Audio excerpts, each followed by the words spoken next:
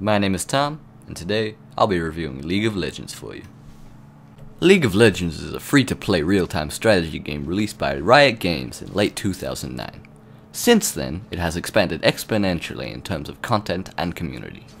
Being the original creators of the popular Defense of the Ancients custom maps for Warcraft 3, Riot has learned a few lessons to make the same formula they used at the time into a better, more fun game. This formula being the objective of destroying the enemy's base by proceeding down one of 3 lanes, depending on where you or your team want to go. Waves of monsters then spawn at each base and march down each lane where they battle until a player intervenes to push the conflict towards one direction. Scattered across these lanes are turrets. These hurt a lot at lower levels, and can hinder you greatly until you or your monsters destroy them. As the game progresses, players gain experience and gold by defeating enemy monsters and champions. With over 95 different champions to choose from, all with their own looks, abilities, advantages and disadvantages, team compositions vary wildly and can give you weeks or even months of new refreshing gameplay with each champion. My favorite of these being Pantheon, for one reason. This is Sparta!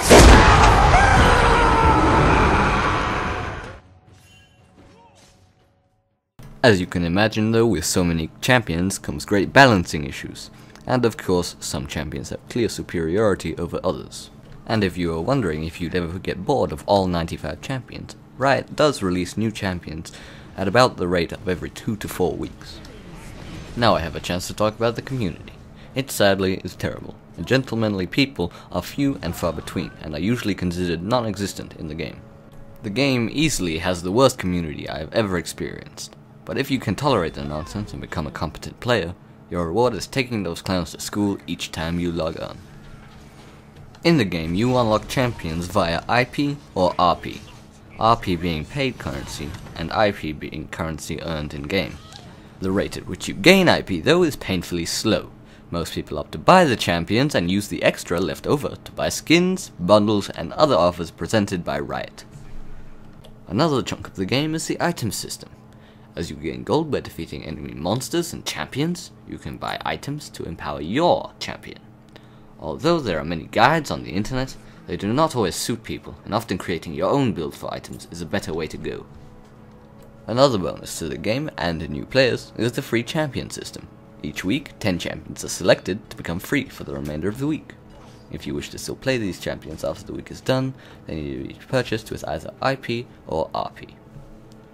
League of Legends also features 2 other game modes, Twisted Treeline and Dominion. These, at first glance, do seem fun, although they are extremely unbalanced and mere distractions to the main course, Summoner's Rift. The game presents many great features that I cannot cover in this review. Although the community is muddy and terrible, the game itself is rewarding and fun. The game does have a steep learning curve, but once you get over the hill, it is extremely addictive and great with friends. I give League of Legends an 8.5 out of 10, purely because of the community and balance issues. Otherwise, I recommend it highly. My name is Tom, and I will see you next time. Somebody should have told you I'm on.